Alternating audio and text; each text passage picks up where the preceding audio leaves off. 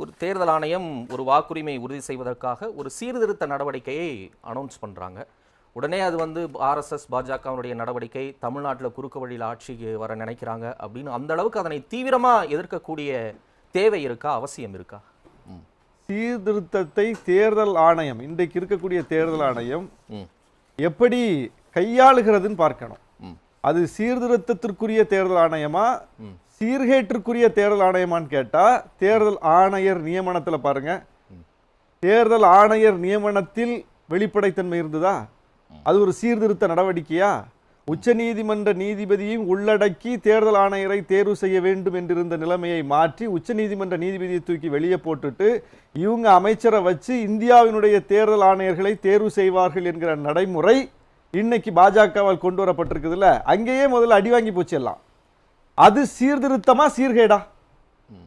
அடுத்தது பாருங்க, ஒரு வாக்குப்பதிவு ஒரு ஏரியால அதிகமா நடக்குது, எப்படி இவ்வளவு விழுக்காடு பதிவாச்சு அப்படின்னு ஒரு கேள்வி வருது. கேள்வி வரும்போது தேர்தல் ஆணையம், ஒரு சீர்திருத்தத்தை விரும்பக்கூடிய தேர்தல் ஆணையம் என்ன சொல்லும்? இந்த பாருங்க, அந்த சிசிடிவி ஃபுட்டேஜ் இருக்கு, உங்களுக்கு டவுட்டா இந்த பாருங்க எடுத்து போடுறோம் பாருங்க அப்படின்னு சொல்லும். ஆனா சிசிடிவி ஃபுட்டேஜ் கிட்ட தரமாட்டேன். இது சேர்கேடா சீர்திருத்தமா? சண்டிகர் மேயர் தேர்தல் நடந்துச்சு. அந்த தேர்தல் ஆணையரே முறைகேடு செய்து வெற்றி பெற்ற இந்தியா கூட்டணி வேட்பாளரை வந்து அறிவிக்காம வெற்றி பெறாத பாஜக கூட்டணி வேட்பாளர் தான் வெற்றி பெற்றார்னு அறிவிக்கிறார். யார் இதை காட்டி கொடுத்தா, யார் கண்டுபிடிச்சான்னு பார்த்தா, சிசிடிவி பதிவுகள், கேமரா பதிவுகள் கைக்கு கிடைச்சதுனால கண்டுபிடிச்சோம், உச்ச நீதிமன்றத்துக்கு போனோம், முறையிட்டோம், நீதி நிலைநாட்டப்பட்டது. அப்போ அந்த கேமரா பதிவு இல்லைன்னு வைங்க, என்ன நடந்திருக்கும்? அப்போ அந்த கேமரா பதிவுகளை தரமாட்டேன்னு சொல்லுது தேர்தல் ஆணையம். இது எப்படி சீர்திருத்த நடவடிக்கை இருக்க முடியும்? சரி, ஒரு நாளைக்கு எவ்வளவு வாக்குப்பதிவு ஆனது என்று அந்த வாக்கு விழுக்காட்டை உடனடியாக அறிவிங்க அப்படின்னு சொல்றோம். அதை அறிவிக்க மாட்டேன். சிசிடிவி பதிவு கேட்டா தரமாட்டேன். சரி, இப்படி நீங்க வந்து சீர்திருத்த நடவடிக்கைகள் செய்றீங்களே, எவ்வளவு பேரை நீக்கினீங்க, எவ்வளவு பேரை சேர்த்தீங்க அப்படிங்கிற டேட்டா பேஸை கொடுங்க, சர்ச்சபிள் டேட்டா பேஸை கொடுங்கன்னு கேட்டா தரமாட்டேன். சிசிடிவியை தரமாட்டேன், சர்ச்சபிள் டேட்டா பேஸ் கேட்டா தரமாட்டேன், வாக்கு விழுக்காடு எவ்வளவு பதிவாச்சுன்னு அறிவிங்கன்னு கேட்டா தரமாட்டேன், மொத்த விழுக்காட்டுக்கும் பதிவான விழுக்காட்டுக்கும் உள்ள வேறுபாடு என்னன்னு கேட்டா சொல்ல மாட்டேன், எதுவுமே சொல்ல மாட்டேன்.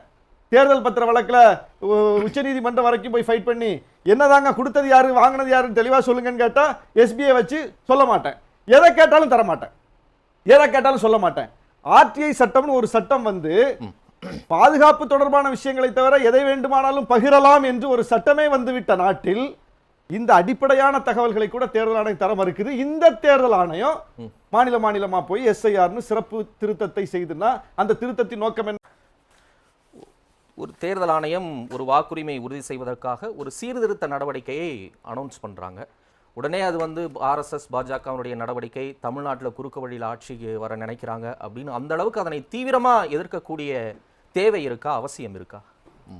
சீர்திருத்தத்தை தேர்தல் ஆணையம், இன்றைக்கு இருக்கக்கூடிய தேர்தல் ஆணையம் எப்படி கையாளுகிறதுன்னு பார்க்கணும்.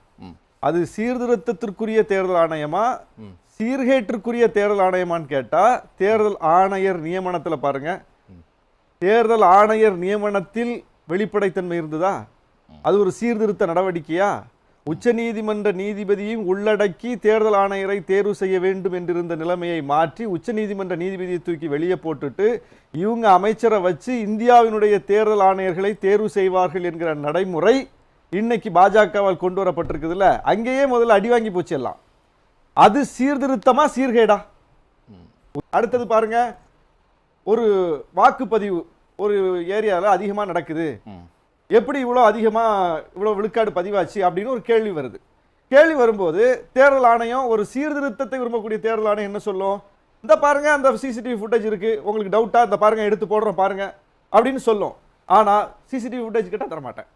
இது சேர்கேடா சீர்திருத்தமா? சண்டிகர் மேயர் தேர்தல் நடந்துச்சு. அந்த தேர்தல் ஆணையரே முறைகேடு செய்து வெற்றி பெற்ற இந்தியா கூட்டணி வேட்பாளரை வந்து அறிவிக்காம வெற்றி பெறாத பாஜக கூட்டணி வேட்பாளர் தான் வெற்றி பெற்றார்னு அறிவிக்கிறார்.